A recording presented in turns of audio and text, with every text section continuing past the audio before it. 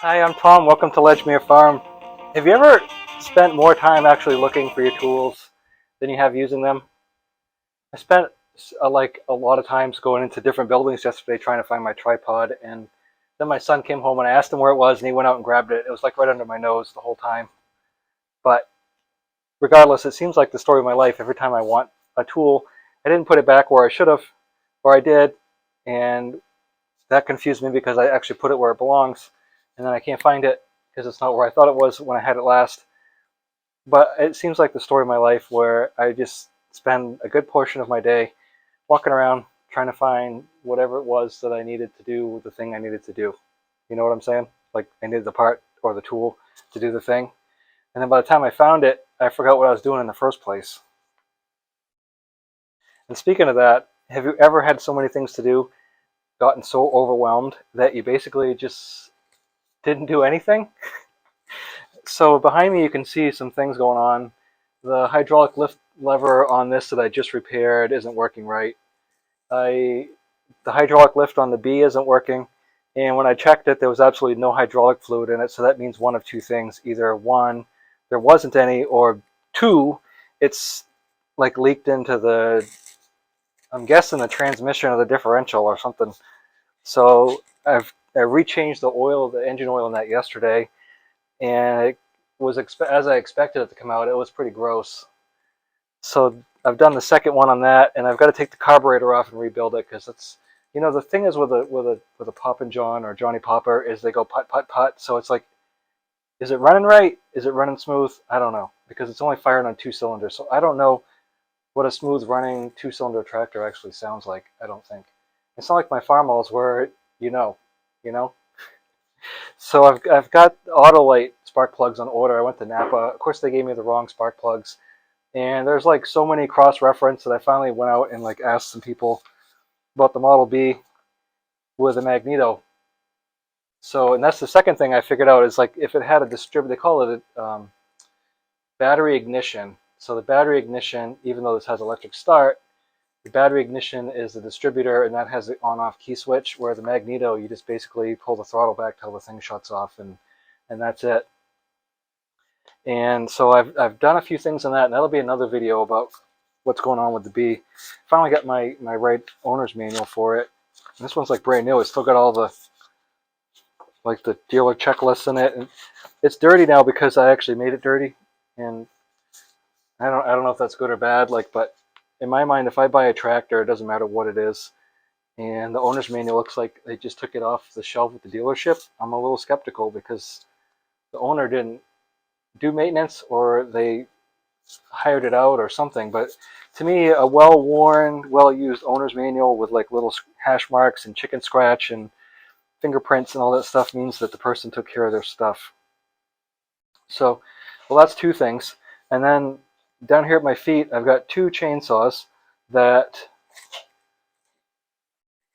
you know, the old saying, worked when parked. Well, last fall when I put them away, they ran just fine. And the one on the right, I have never run anything but true fuel in it. So it's always been like engineered fuel at like 20 bucks a gallon. So there's no reason for the carburetor in my mind to be screwed up. But I replaced the fuel filter, I've replaced the air filter, and I replaced the spark plug, and now I got to take the exhaust off and see if the spark arrestor is maybe plugged up or something, because it'll run for a minute and then shut off and then it won't start. The one on the left, pretty much the same thing, and so that's been a real pain in the gizmachi. And then the trailer over there, I've got fencing to go fix still. The Gator's not back yet, although an update on that is Deere told me that they would basically pay for 1/3 the repairs, the dealership would pay for 1/3 the repairs, and then I'll pay for 1/3. And that was agreeable to me. And supposedly they're going to deliver it back to my house in the middle of the week, and today's Tuesday, so I'm guessing tomorrow or Thursday. I'm hoping. They said they'd deliver it off for nothing, so that's really helpful. The dealership's not too far away. It's maybe, I don't know, 18 miles or so, so it's not like it's 3 hours, but regardless, I don't have to hook my truck up and haul my trailer and all those things, so they're going to drop off the Gator. When I talked to the dealership, they've been really helpful, and you know, I really have good things to say about them. When Deere's called me a couple times too, And it's typical, like Deere customer service called me, so they don't even give you an opportunity to like reply to anything. They just keep going. But I guess, things being what they are, it was worth opening a case with John Deere because they fixed the Gator. They're gonna pay. Drop your shorts and bend over, Mr. Babar. Hadn't gotten them involved, I would have had to pay like $1,400 for a repair on something that's broken 5 times. 5 times. Sit-ups in the morning or bent over like this, I'd probably feel 100% Moon River. Well, they've got what Deere calls it a solution. They don't call it a retrofit or repair. They call it a solution, which I guess is this technical jargon for they've had so many people complain about it that they finally re-engineered it. And so there's a shift cable that goes to the transmission, and the shift lever is just a piece of like, I don't know, 3/16 aircraft cable with a little crimped on connector. And so that busts right there every single time, right at the shifter. And so they've redesigned it with like a clevis on it. And that's supposed to resolve the problem. And I really hope that that's true. Hindsight being 2020, I wish I'd just sold my XUV 550 S4 outright and then gone down to Abbott's and bought a Polaris. Guys, listen to some blues riff and B. Watch me for the changes and try and keep up, okay?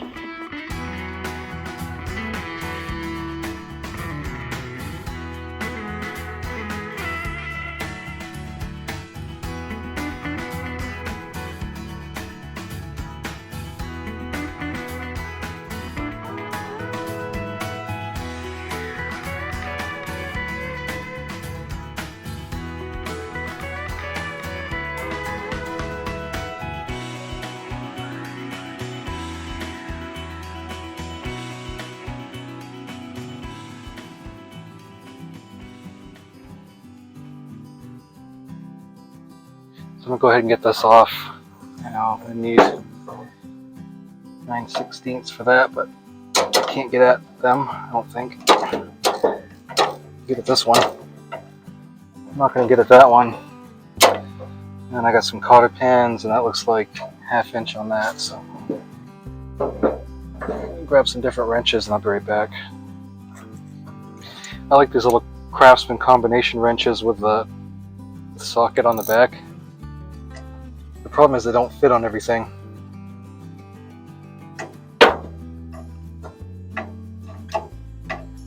So it makes it quite a project to get some things off with them. I guess that's 9/16 too. I thought that was 1/2 inch.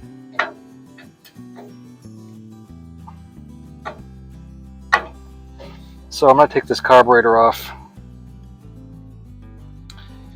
and I'm going to clean it up and put it back together and put it back in here and see if that makes a difference at all. Hopefully it does. I mean, I know how to rebuild a carburetor. These John Deere, these Marvel Shabler or whatever, however you pronounce it, this whole tractor's like a big Fisher-Price tractor, It's like the sandbox toys you got when you were a kid. They were Fisher-Price and you just couldn't bust them, and they were huge and all the parts were big. That was one of John Deere's selling points, was that everything was just extra rugged and big.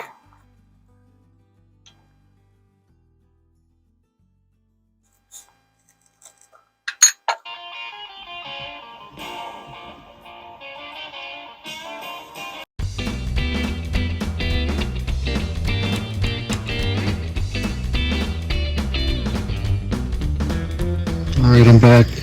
The carburetor's been cleaned up. Got some paint on it. Unfortunately, I didn't have the right color green. I got the Ace Special green. So it goes back on like this. And I've got some new gaskets right here. It's interesting, one's thicker than the other. I don't know. I don't know if it's supposed to be. I don't know.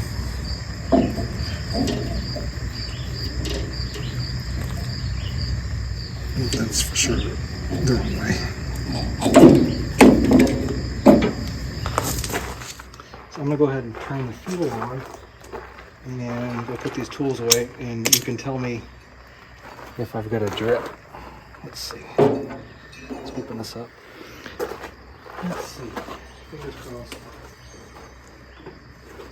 I don't even know if I got it adjusted right.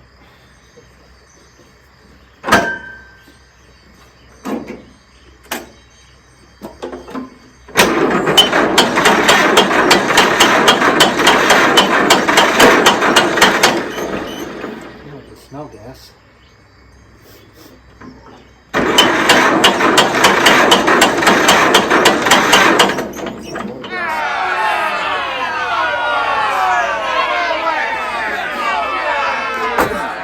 Drips.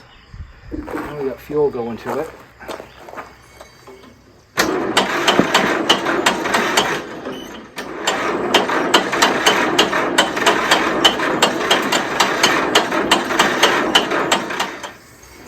Sure can.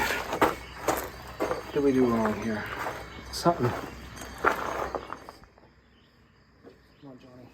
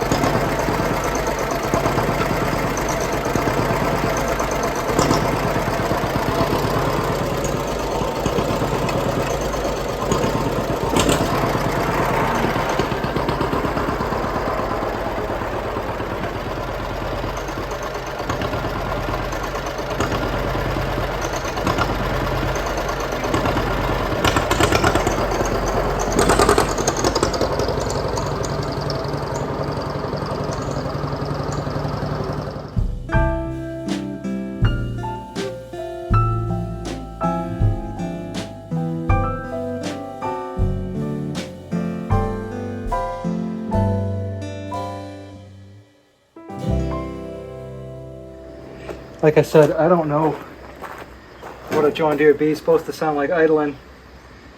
I know it will. It will idle and it'll run. I ran it down there in second and back up and it seems to be okay. I don't see any leaks, so that's a win. When I brought this thing home, I got maybe a half a mile, 3/4 of a mile down the road, and it was just spraying oil at the stack.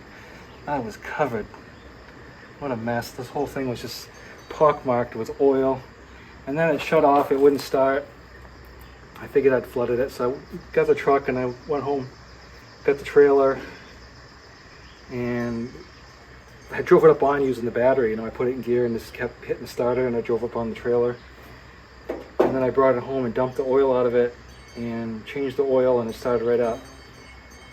And I changed the oil again yesterday, and it was pretty rank. It didn't look very good.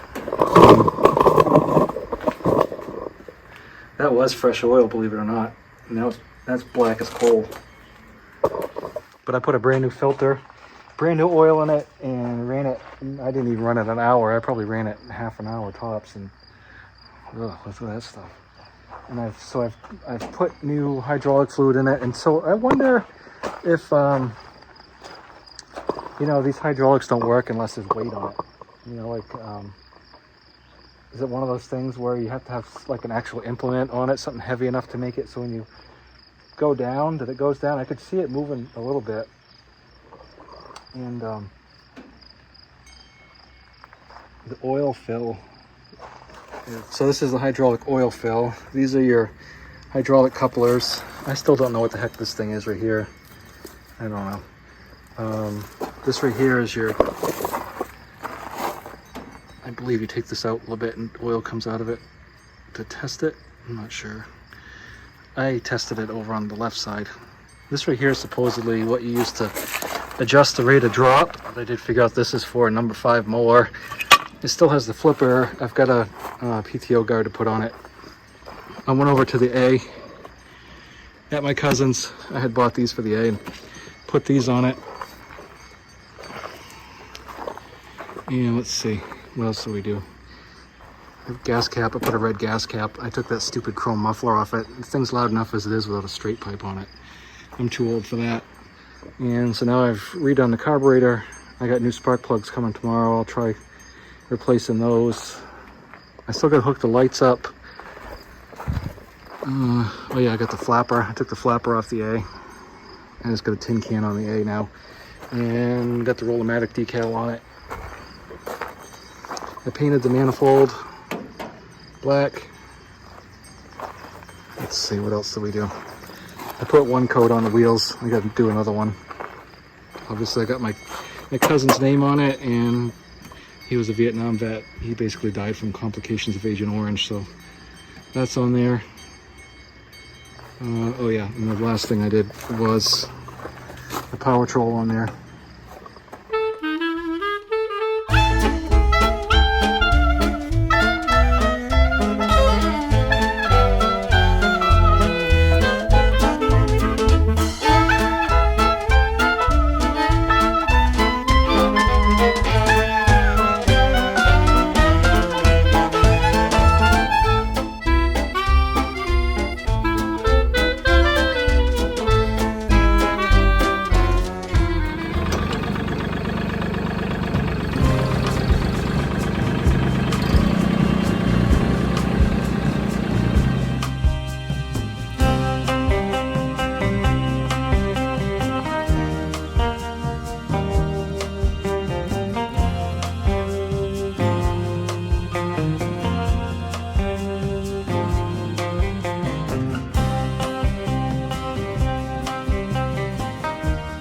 I guess that's good enough for today. I gotta go make supper, and I got some more stuff to do, but I'm not gonna drag you through.